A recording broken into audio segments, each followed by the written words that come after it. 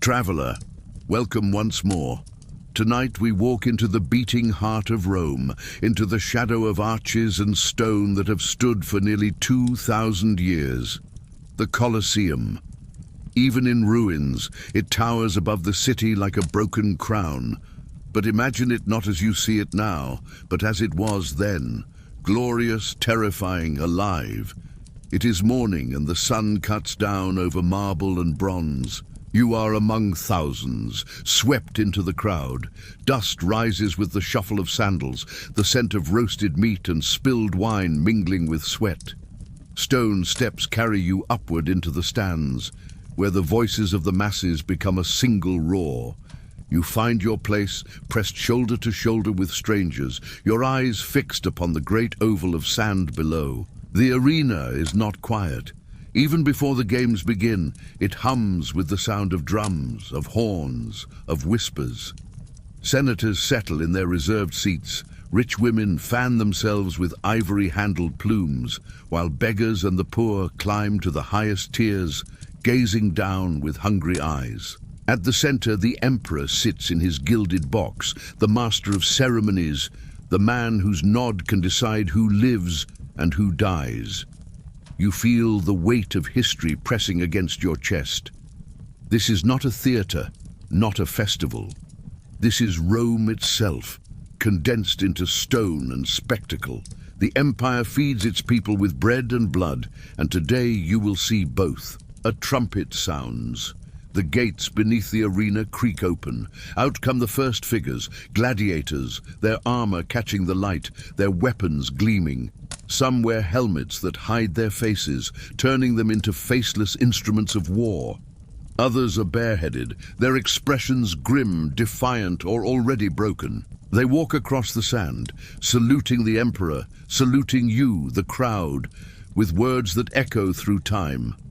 Ave Caesar morituri te salutant. Hail Caesar, we who are about to die salute you. Around you the crowd erupts. Some cheer wildly, some curse, some place bets with sweaty coins. Children are lifted onto shoulders to see better. The air is feverish, and you realize this is not only entertainment, this is control.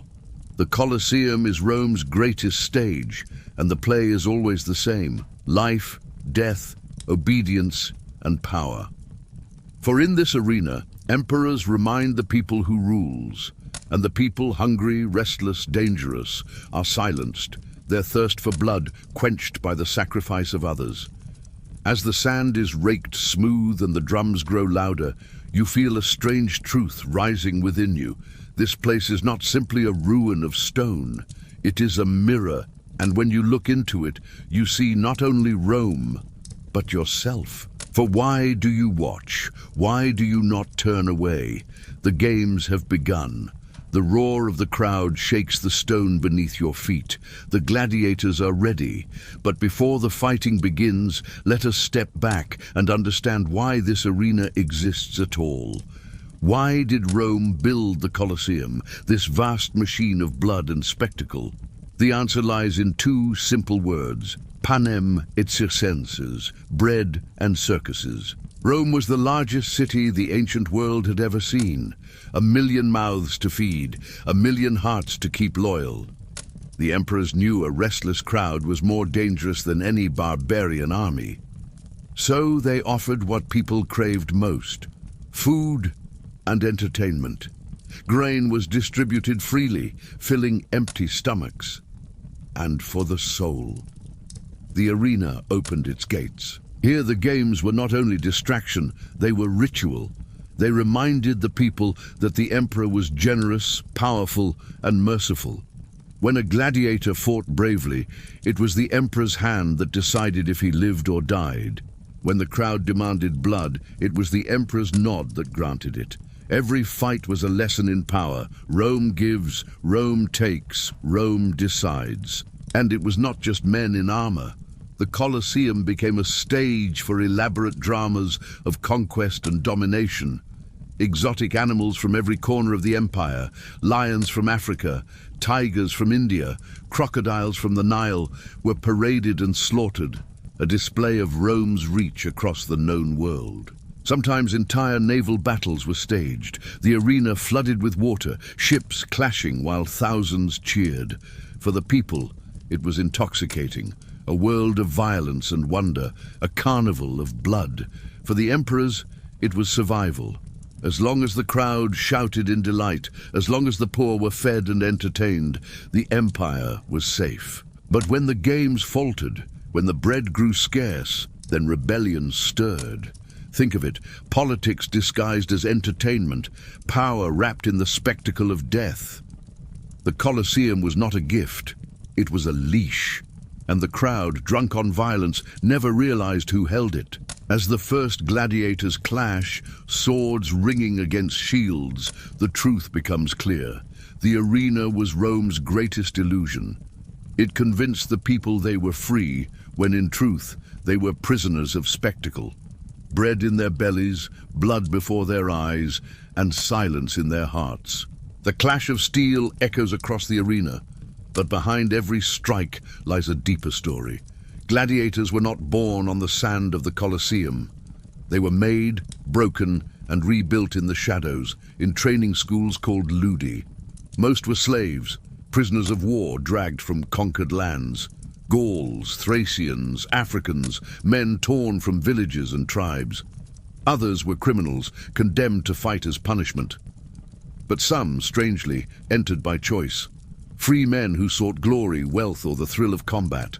Imagine a society so entranced by blood that even the free would chain themselves for a chance at fame. Their lives were brutal. Each ludus was run like a prison. Gladiators slept in cells, ate meager rations, and trained from dawn until dusk. Wooden swords at first, then real steel. They learned to fight in different styles. The secutor with his heavy shield, the retiarius with net and trident, the murmillo with helmet shaped like a fish. Each fighter became a piece in a living chess game, designed to entertain the crowd with contrast and spectacle. And yet, they were not only victims. Gladiators were both despised and adored. To the elite, they were the lowest of the low, little more than slaves. But to the people, they were heroes, living legends of strength and courage. Graffiti on Roman walls celebrated their victories. Women whispered their names in the dark, some even paying for secret affairs with these men of blood. A victorious gladiator could become as famous as any modern athlete, his face known across the empire. Still, the price of fame was written in scars. Few lived long. Some matches ended in mercy, others in death, depending on the crowd's mood and the emperor's whim. A wounded gladiator would look upward, waiting for the pollis verso, the turn of the thumb. Life or death, all decided in an instant by a hand raised high. There were stories of loyalty too. Gladiators who fought not for freedom, but for their brothers, who chose death rather than betray their comrades. And there were uprisings, most famously the revolt of Spartacus, who led thousands of escaped gladiators and slaves in open war against Rome itself. His rebellion was crushed, but his name still burns as proof that even in chains, the human spirit can rise against cruelty. So, when you look into the eyes of a gladiator on the sand, do not see only a slave or a killer. See the paradox. Despised yet adored, powerless yet legendary, broken yet immortal. For in the Colosseum, gladiators were both victims of empire and symbols of its might. Their truth is a mirror, of pain, of courage, and of a society drunk on blood. The sand beneath your feet is not golden. It is soaked, layer upon layer, with centuries of blood, and the crowd does not look away. In the Colosseum, death was not hidden. It was staged, celebrated, and demanded. Gladiatorial combat was only part of the spectacle. Between matches came the darker performances, the ones designed not to thrill, but to horrify. Public executions turned into theater. Criminals were dragged into the arena, unarmed and trembling, to be torn apart by wild beasts in scenes called damnatio ad bestias, condemnation to the beasts. Lions leapt, jaws crushing bone, leopards slashed with claws, bears mauled screaming men, while the crowd cheered as if it were sport. For the Romans, justice was not only carried out, it was displayed. Sometimes the executions were crafted as elaborate dramas. Prisoners were dressed as mythological figures, Orpheus, Prometheus, Icarus, then killed in ways that echoed the old stories. Orpheus was mauled by animals, Prometheus chained and torn, Icarus thrown from great heights.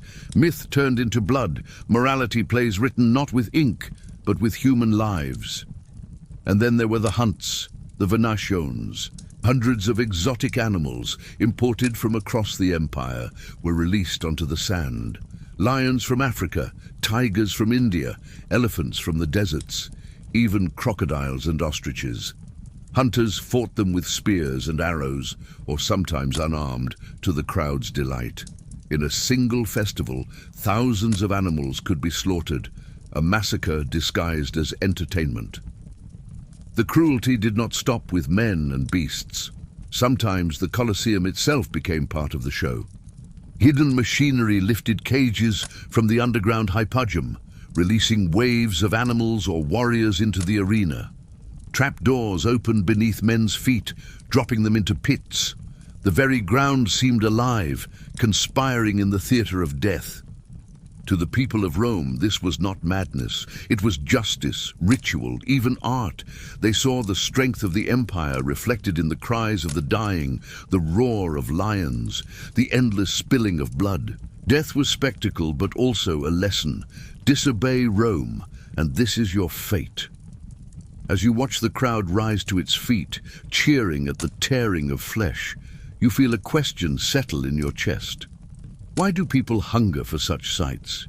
Is it cruelty, curiosity, or something deeper, a need to be reminded of life by standing so close to death? The arena does not answer. The sand drinks its sacrifice, and the crowd calls for more.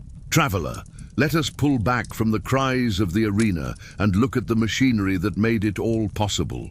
For the Colosseum was not just an amphitheater of stone and blood.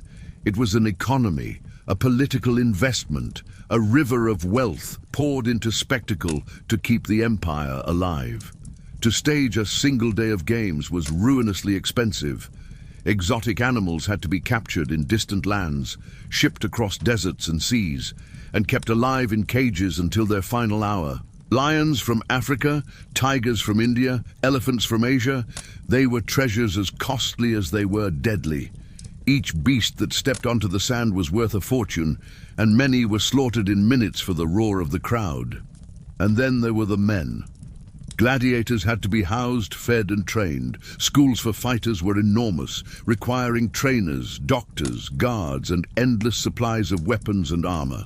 Some gladiators became so famous that they commanded fees like modern athletes, their battles celebrated with graffiti and wagers that emptied the purses of gamblers. The stage itself was another cost. Wooden sets were built for naval battles. When the arena was flooded with water, entire forests were raised to mimic hunts. Machines and trapdoors required skilled engineers. The Colosseum was a theater of illusion, and illusions were expensive. But the emperors did not count the cost in coin. They counted it in loyalty. Bread and circuses were cheaper than rebellion. To keep the masses fed and entertained was to buy peace in a city of 1 million restless souls. The crowd that cheered for blood was the same crowd that could riot in the streets, burn markets, or turn against the Senate. The price of animals, gladiators, and pageantry was small compared to the price of civil war. For the emperors, generosity was power. Games were staged to celebrate military victories, to mark coronations, or simply to remind the people who ruled. Each drop of blood spilled was not only entertainment, it was propaganda, painting the emperor as mighty, merciful, and eternal. The crowd left the arena not only sated but bound, tied to the ruler who gave them bread, wine, and death as gifts. Yet behind the gilded mask, the empire bled too. Coffers drained, fields emptied of beasts, fortunes squandered. The Colosseum was not just an arena, it was a furnace, consuming lives and wealth alike, and still the people demanded more.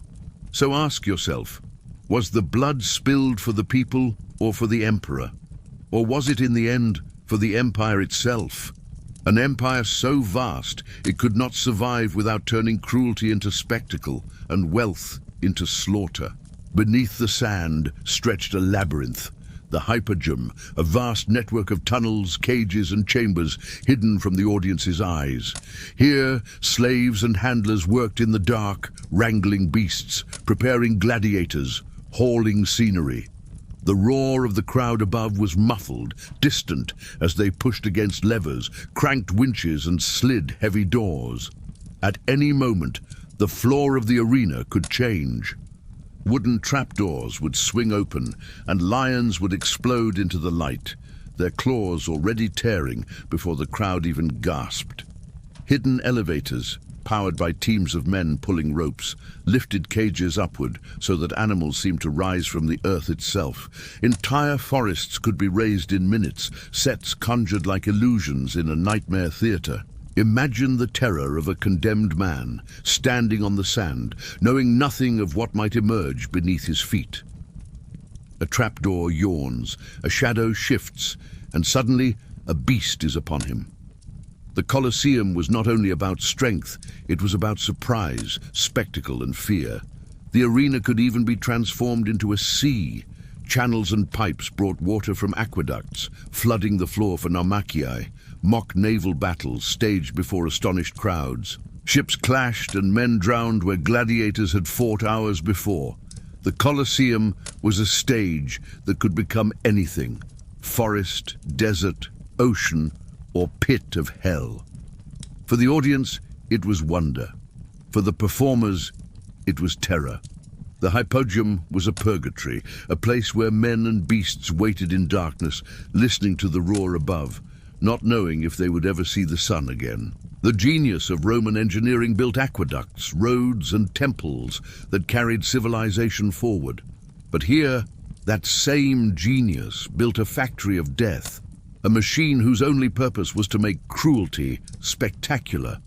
When you stand in the ruins today and look down at the gaping underworld of the Colosseum, you can almost hear it. The creak of wood, the shuffle of chains, the growl of caged beasts waiting for release. Innovation in service of terror. Technology turned into theater, progress feeding the hunger of the crowd. The roar of the crowd fades, and another kind of whisper fills the air, the whisper of legend. For centuries, people have spoken of Christians thrown to lions in the Colosseum, martyrs torn apart while the crowd cheered, their faith stronger than their fear. But what is truth, and what is myth?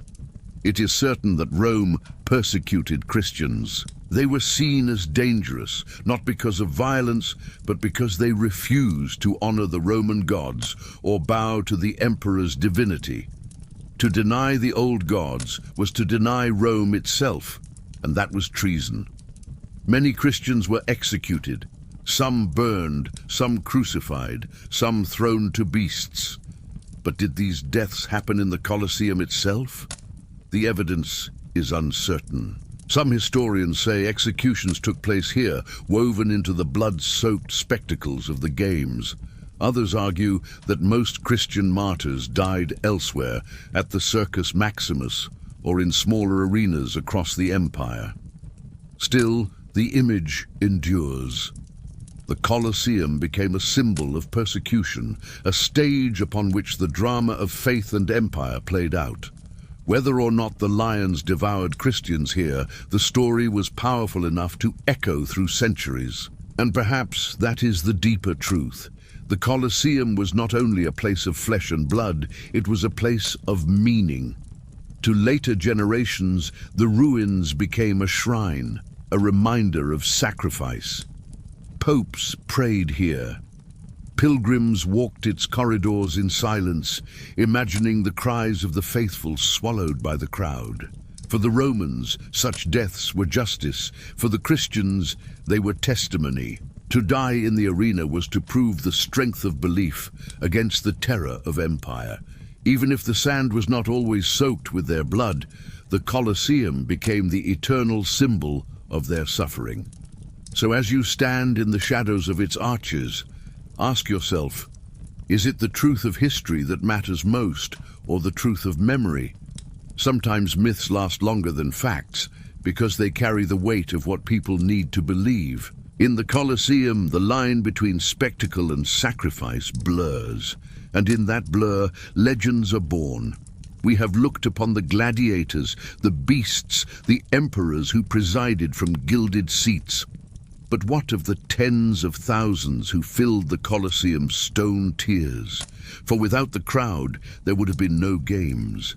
The true power of the arena was not in its architecture or its spectacles.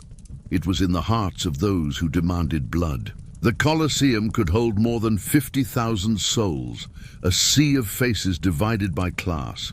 Closest to the arena sat the senators, the wealthy elite, their togas bright with purple trim. Above them were the equestrians, Rome's knights, landowners and merchants. Higher still came the ordinary citizens, craftsmen and laborers. At the very top, far from the emperor's gaze, sat the poor, the women, and even slaves, packed tightly into the sunlit seats, their view reduced to specks of movement on the sand. And yet, from senator to beggar, all were united by the same hunger. When the gates opened and the beasts charged, when a gladiator's blade pierced flesh, the stadium trembled with one voice. Why did they cheer? Why did thousands delight in suffering? Perhaps it was survival. In a world where death was constant, plague, famine, war, the arena offered a place where death belonged to others. To see a man fall was to feel, if only for a moment, that you yourself were spared. Perhaps it was control. The people had little power in Rome, but in the Colosseum their cries could decide a man's fate. The thumb turned not only by the emperor, but by the will of the crowd. For once, the powerless became arbiters of life and death. And perhaps, most darkly, it was joy. The Romans believed suffering revealed truth, of courage, of cowardice, of strength. They saw beauty in endurance, nobility in struggle, entertainment in agony. Death was not hidden in their culture. It was celebrated, studied, staged. Look around you in the stands. Children shout and laugh as lions tear men apart. Women clutch each other's arms in excitement as gladiators bleed. Old men wager their last coins on the strength of strangers.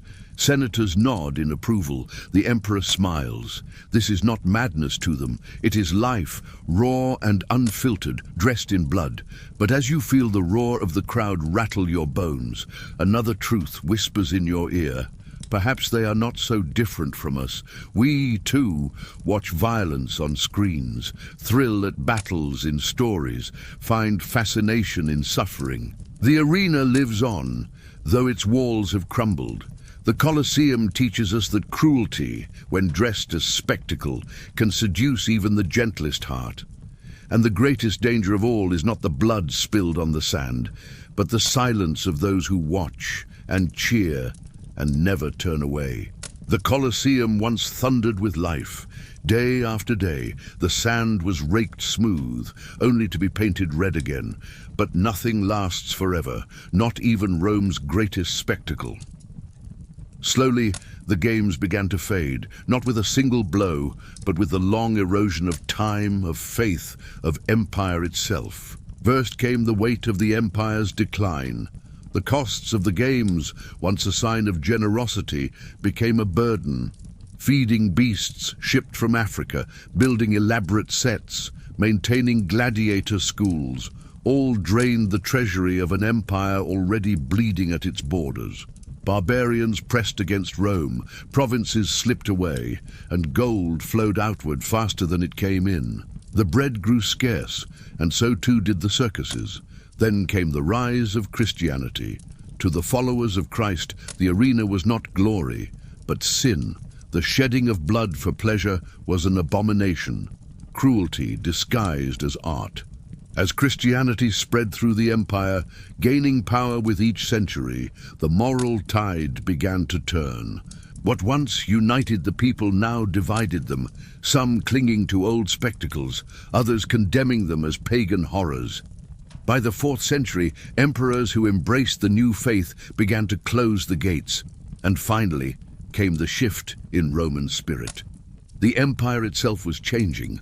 Once Rome had thrived on conquest, glory, and fear, but in decline its energy waned. The people no longer believed in the eternal strength of the empire. The Colosseum, once a monument to Rome's power, became a reminder of its decay. By the 5th century, the great amphitheater stood silent. No more lions leapt from the gates, no more swords clashed on the sand. Instead, the arena fell into shadow. Earthquakes cracked its arches, stones were stolen to build churches and palaces. The Colosseum, once alive with screams and drums, became a quarry, a ruin, a hollow memory. But even in silence, it was not forgotten. Pilgrims walked its broken halls, whispering of martyrs. Poets wrote of its glory and cruelty. Popes declared it sacred ground. And today, as millions of travelers circle its arches, the Colosseum still breathes. Not as an arena of blood, but as a monument to what Rome once was and what humanity once demanded. The fall of the Games was not just the fall of entertainment. It was the fall of a worldview, the belief that death could be made into art, that cruelty could hold an empire together. And yet the stones remain, eternal witnesses to both the grandeur and the darkness of human ambition. Traveler, the crowd is gone. The drums are silent. The sand, once raked smooth for blood, lies only in memory. You stand alone in the Colosseum, beneath arches broken by time, where grass now grows between the stones. Yet if you close your eyes, the echoes remain. You hear the clash of iron, the roar of lions, the scream of a condemned man.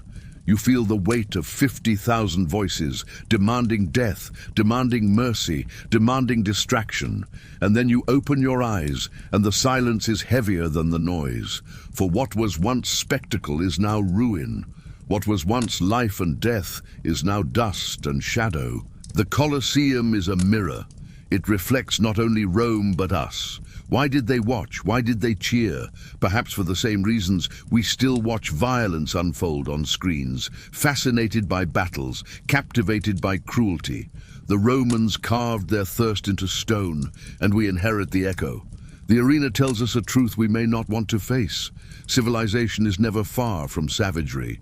Bread and circuses can silence hunger, but not the deeper hunger of the heart.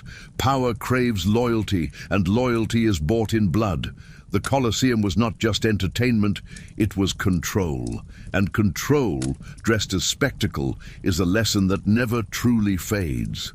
As you walk through its arches, the sun setting against the scarred walls, you feel both awe and unease. Awe at the grandeur of Rome, unease at what it required. For this monument was not built for beauty, it was built for death, and for the illusion that death could be made noble, amusing, even divine. So I leave you here in the ruins with a question that lingers like dust in the air. What do our own arenas look like? Have we truly left behind the hunger for blood, or have we only changed the stage? The Colosseum still stands because it is more than stone. It is memory, warning, confession. And as night falls on its arches, let it remind you of both the greatness and the darkness within humanity. Thank you, traveler, for walking with me through shadows and history. Tell me in the comments, where are you listening from tonight, and what time is it for you? And tell me too, when you look at the Colosseum, do you see glory or do you see horror? Rest well until another midnight brings us another secret, another saga, another forbidden tale.